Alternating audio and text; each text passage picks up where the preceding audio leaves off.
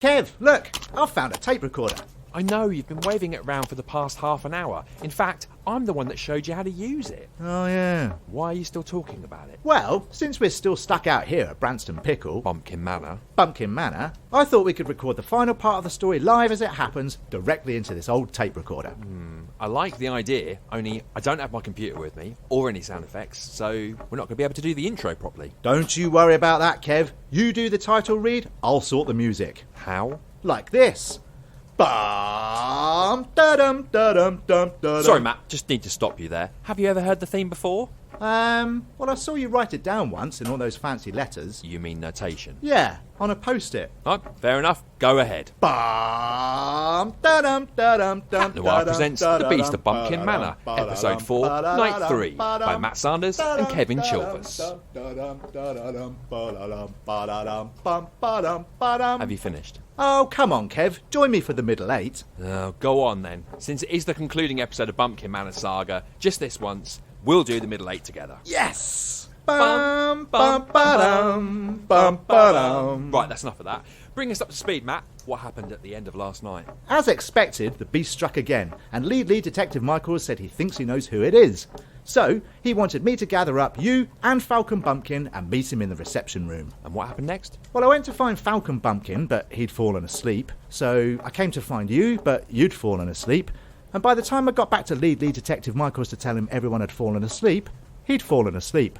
So, I just got back into your bed and fell asleep. Wait, what do you mean my bed? It's been a scary adventure, Kev. You're not wrong. Still, we made it through the first and the second night. Only one more to go, and the curse should be lifted till the next full moon. I am not staying here another month. We shouldn't have to, Matt. When lead Detective Michaels went out earlier this morning, he said he'd ask around for a mechanic for us. Where's he gone then? To get Phoebe? Phoebe? Yeah. For the last time, Matt, it's pronounced FBI. Oh. And no, I don't think their jurisdiction quite covers as far as North Remote-shire. That's a shame. Lead Detective Michaels says he's got to collect something from some priest friends of his a few towns away.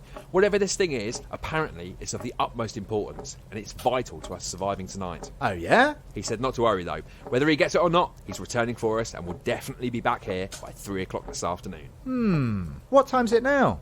7:30. Ah. It's already dark out, and the moon's full. We could be in trouble, Kev. Exactly. That's why we've spent today searching Bumpkin Manor for any clues that might help us understand A, who the beast is, and B, how to stay alive throughout the night.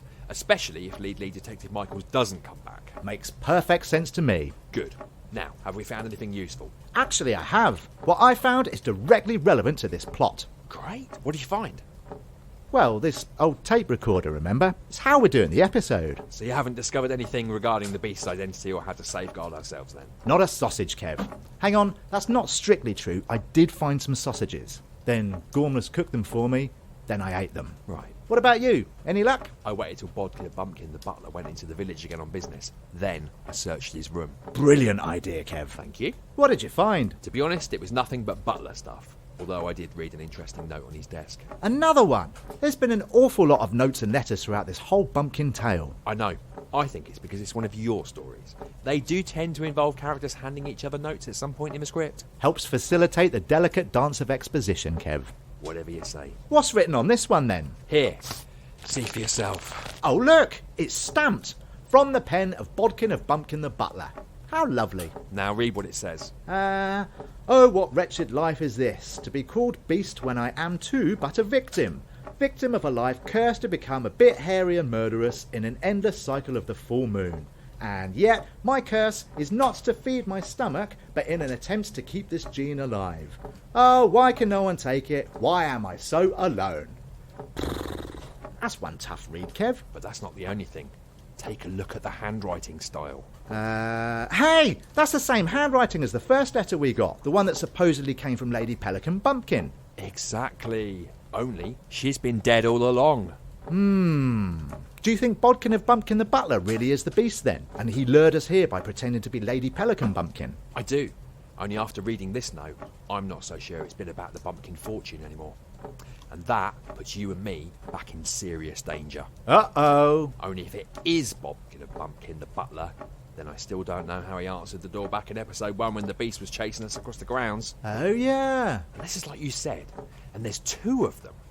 In which case, I really hope lead Detective Michaels gets back here soon. Where's Bodkin of Bumpkin the butler right now? I think he's still in the village on business. I haven't seen his car come back yet. And what about the Bumpkin family? I'm struggling to keep up with who's alive and who's dead. Well, we know Lady Pelican Bumpkin was dead right from the start. Uh-huh. Robin and Booby Faux Bumpkin got eaten on the first night. Yep. Emu got eaten last night. Yeah. And in a surprise move, because there was a little part of me that thought he might actually be the beast all along, Lord Kingfisher Bumpkin got bumped off. He thought the beast was someone else, though. One of the Bumpkin family, maybe. He did. Only now, there's just the one Bumpkin left alive. Falcon, the absolute cad. Precisely. You're learning. Ah, thanks, Kev. And I bet he's smiling too, because he's about to solely inherit the entire Bumpkin family fortune. Yeah, but if Falcon was the beast, then it wouldn't explain this handwritten blog on Bodkin of Bumpkin the butler's notepaper. I agree. And we still don't know who left those other notes. Remember? Sellotaped to our heads yesterday morning, warning of our deaths. Oh, yeah. Where's Falcon at the moment? In his room. I went past earlier. He was interviewing himself in the mirror about how it feels to be incredibly wealthy. So, Falcon's in his room, Michaels isn't back yet, and Bodkin is still in the village. Yep. And I'm Gormless. Ah! Gormless, where did you suddenly appear from? I'm the maid, sirs. I'm always nearby. Can I get either of you anything? Perhaps like a sandwich or a nice cup of tea? Ah, yes, please. Any chance of a fry-up? Course there is. I'll fix that for you right away. Ah, can't I have a fry-up too? Would that be instead of the sandwich, sir, or as well? I think both. Gormless, look, it might be our last night left alive on this earth, so I'd be grateful if you could feed me and Matt with everything you have. Of course, sir. I might even fetch you both up a bit of cake and all. I don't like cake. I'll have Kev's. Right you are. Gormless, do you think Bodkin of Bumpkin the butler is actually the beast who's been eating everyone? That's a good question, Matt. Ah, thanks, Kev. Well, I'd be quite annoyed if he was, sir. Why's that? Because he's the one who's always gone about vegan bloomin' this and vegan that. If he's the one who's actually been turning all these bumpkins into floor meat, then I shall be right furious and no mistake. What with all the blood I have to sponge out of the carpet, and bits of brain I have to polish off the chandeliers. How are we doing with the fry-up? Of course, sir. We can't have your bellies going empty now, can we? Thanks, Gormless. It's no problem. I'm the maid. That's what I do. I do all the cooking and all the I really like and all the Gormless, Kev. scrubbing and all the me too. washing and the We should wiping use her in and more the scripts. cleaning and the I'd dusting like and that. the She polishing. reminds me of Nanny from Count Duckula. I don't know what you're talking about, Matt. I'm too old. Hang on, there's no time for nostalgic children's TV. Something's happening outside. Yeah, there's a car pulling up. Please tell me it's lead Detective Michaels. Oh crap, no, it's not lead Detective Michaels. It's Bodkin the Bumpkin the butler. Damn it, Kev. We really need a dramatic sting here. Well, we can't do, can we? Like I said, my computer and all the Cat Noir sound files are still at home. Then, can I do it? Really? Oh, go on. There definitely needs to be a dramatic sting right here, right at this exact point in the script. Fair enough, if you must, and only because Bodkin the Bumpkin the butler's back and you and I are both likely to die horribly in the next few minutes. You can do the dramatic sting. Yes! Thanks, Kev. Will you give me the feed line again? Certainly. Oh, crap. It's not lead Detective Michaels. It's Bodkin of Bumpkin the butler. Bum, bum, bum. Not bad. Just saved me an hour's work. There's a lot of owls out tonight, Kev. Don't worry about that, Matt. Any second now, Bodkin of Bumpkin's going to walk through that door and eat us both to death. Any regrets? Well, only that I wish I'd done a lot more with my life, Kev. I wish you had too, Matt. Also, I wish Gormless had made us that fry-up earlier. I expect there'll be no time now. That's a shame. I was looking forward to... Wait a minute. We're in the reception room. Lord Kingfisher Bumpkin's rifle is still on his desk. We could use it to protect ourselves. I don't know. Have you ever fired a rifle? No? Have you? No, but I have seen a lot of movies. Perfect. You take the rifle and I'll stand right behind you. Okay, how do I hold it? Like this? Aren't you supposed to tip it on its side, gangster style? I think that's just handguns, Matt. I feel silly holding this rifle sideways. Well, you look like a gangland boss, Kev. I'd like to see Bodkin and Bumpkin the butler come through that door and try and scare us now. Good evening, gentlemen. Keep back, butler. This rifle's pointed right at you. Actually, it's not, sir. It's pointed at yourself. The barrel is at the other end. What? Oh, yeah, hang on. There. I thought something was wrong. Well, why didn't you say? Can I ask why Sir has a rifle pointed at me? Don't give me that, Butler. We know you're secretly the Beast, and at some moment tonight, under this full moon, you're going to tear me and Matt apart. I beg your pardon, sir. Look at those massive eyes, Kev. It's definitely him. Yeah, he kind of looks beast-like already, and that's before he's even turned hairy. As charming as you both are, sirs, I'm afraid you've got it completely wrong, for I am not the Beast of Bumpkin Manor. Oh, yeah? What about the note? What note? Show him the note, Matt. This note. Kev, can you hand him the note? I don't really want to step out from behind you. I'm holding the gun, Matt. Yeah, I know, but... Right, put it down. Don't try anything new. Right, this note. What's all this? Oh, what wretched life is this? Beast? Why am I so... Oh, you poor, sad, ignorant pair of street urchins. Kev? Watch it, mate. Remember the rifle? That you put down on the desk, sir. We'll have none of that, mate. Well done, Kev. But you both misunderstand. I really am not the threat here. For you see, although this is my notepaper, it is not my handwriting. Likely tale. Yeah. I admit I did write you both messages yesterday, warning you to leave Bumpkin Manor. I am surprised you didn't get them. I left them sellotaped to your heads. Hang on, Kev. That does sound familiar. I'll say that sellotape left a dry patch on my forehead. Really? Yeah, look. Oh, yeah. As fascinating as all this is, sirs, can I ask why you didn't heed my warning and leave this godforsaken place? Well, we can't, can we? The Cat Noir mobile's broken down, and no one in the village will help us fix it. But I mended your palliative relic yesterday, sir. Didn't you know? What? What? What? What? What? What? Why didn't you tell us? Well, firstly, you're both very welcome, sir. It did take me almost all day, and it was raining virtually throughout, but your ridiculously named vehicle is now working again. Well, then, thank you, I suppose. Maybe I've misjudged you, Bodkin. Then perhaps Sir might be kind enough to lower Sir's rifle away from my face. Yes, of course.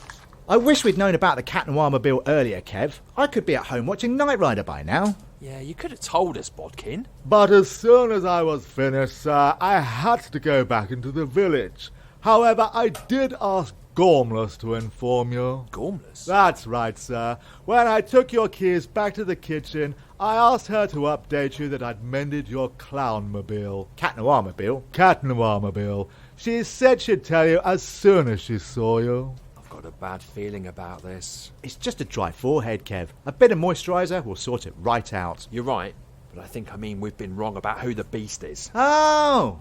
Who is it then? Really? You can't tell from where this conversation is heading? No. Wait, was it Lady Pelican Bumpkin all along? What? No, Matt. Then who? If it would be of any help, sirs, I do know whose handwriting is scrawled across my personalised notepaper here. Whose? Gormless, sir. The maid. I can't believe it, Kev. I know. I'm never going to get that fry up now. But if Gormless is the Beast and she's primarily based at Bumpkin Manor, then why did all the villagers warn us to keep off the moors? I haven't the foggiest idea, sir. You see, there are no moors here in North Remoteshire. Oh. That sounds like it came from Vulcan's room. Are you sure, Kev? Why me? I'm far too rich and free to die. Fairly sure. God! Ow! Oh, you're ripping my limbs off. Oh, this is absolute poor taste, I assure you. I haven't even been in this episode yet. Now I don't even get to die on screen. Damn you, foul beast. I can afford to have you stuffed and mounted. Well, Falcon's dead. Yep, and I guess no one gets to inherit the Bumpkin fortune after all. I don't wish to alarm any of us, sirs, but it does sound like the beast might be coming this way.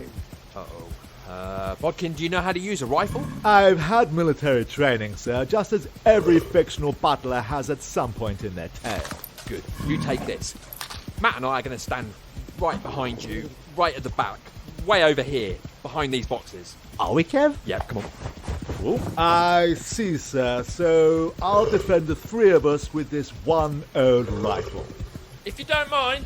Kev, there it is! massive red eyes. Bumpkin, shoot it! Oh, please, Gormless, don't make me do this. I thought we were friends. Ah! Oh, no! Damn you! Ah! Take that! And take that! Ah! Stop it! Gormless! Uh-oh. Now Bodkin and Bumpkin the butler's dead too, and he's got the rifle. His shots did nothing though. Look, you can see where he hit, but there's barely any blood. And now the beast's sinners. There's nowhere left to run, Matt. Kev, are we actually going to die? Looks like it. I'm sorry I never cut you in any of that free Twizzles chocolate from season 1 and 2. What free chocolate? Don't worry. God, it's so hairy! Kev, what happened? Looks like I got here in the nick of time. Lead Detective Michaels. That was fortunate. Yeah, but how did your gun work when the rifle did nothing? Oh, yeah. Silver bullets, guys. The only way to stop a werewolf. I had them made specifically by 2 priest friends of mine. Hey, look! The beast is changing back into human form. So the beast really was Gormless then? You mean you hadn't figured that out? Nope, we thought it was Bodkin and Bumpkin the butler. What, the dead guy with the rifle? Yep, he was the most suspicious of the lot. You can't be serious. I mean, he was like literally out all the time. Whereas Gormless here was always the first to arrive after every killing. It had to be her. Fair enough. Hang on, how did she change back into human form so quickly after killing? Oh, I can answer that, sir. Oh, with my final dying breaths. You see, unlike other werewolves that transform under a full moon and stay that way till the following morning, I can change back and forth as often as I like, so long as the moon's full. Cool. I didn't know that was a thing. Well, I think it had to be, sir, at least for the purposes of this script. Otherwise, we would have been buggered as far back as episode 1. Good point. But why knock off all the bumpkins, Gormless? Are you secretly written into their will? No, sir. My needs are far more complicated than money. You see, my werewolf gene is a particular type of gene, for I am, in fact, a bit of an idiot. No. Surely not. I wouldn't believe that. 'Tis true, I'm afraid. And in order for my gene to thrive and continue, I needed to find another absolute complete idiot to bite.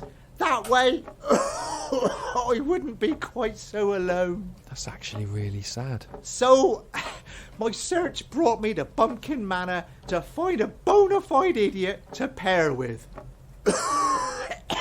Only, none of them were quite idiotic enough, and they all kept blooming dying when I chewed on them. You're right, Kev. This is sad. But one night, when I was in the kitchen listening to my podcasts, I heard something called Cat Noir, and I thought to myself, I've never heard such a pair of blithering idiots in all my life. Ah, thanks, Gormless. That's not actually the compliment you think it is, Matt. Oh. So, I pretended to be Lady Pelican Bumpkin, and I wrote you a letter to bring both you up here for backup biting, just in case none of the bumpkins were quite idiotic enough for my gene to hold. That's really sweet. It's still not a compliment, Matt. Only, now my body is full of silver and holes, and I lay here dying on the cold floor.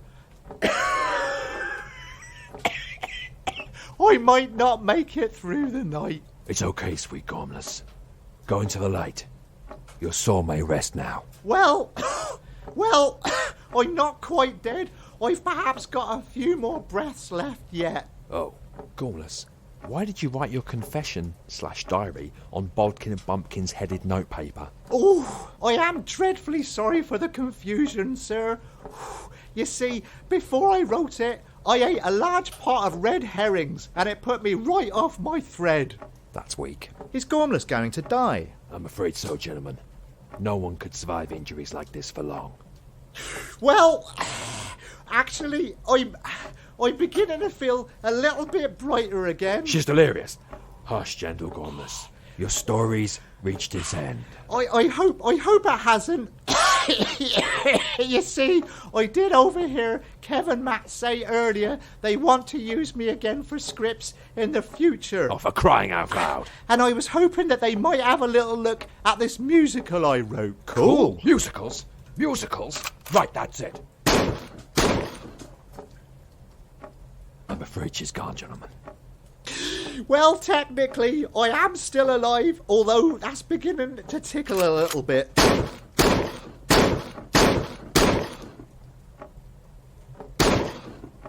I'm afraid she's gone, gentlemen. That took a while. So, what happens now? It's over. I'll write a report no one will ever believe, whilst you two go on to your next story. Great! Kev, can we go home then? Yeah, let's head home. Then I get to finish this episode off properly with some music. Brilliant. And I can finally watch Knight Rider.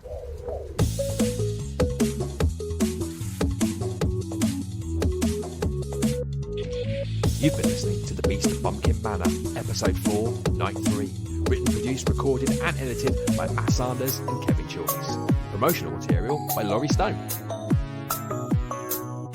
If you enjoyed this episode, then remember to give us a like, subscribe and review wherever you heard us, and be sure to follow us on Instagram at Cat Noir Podcast. Join us again in a fortnight for a whole brand new story.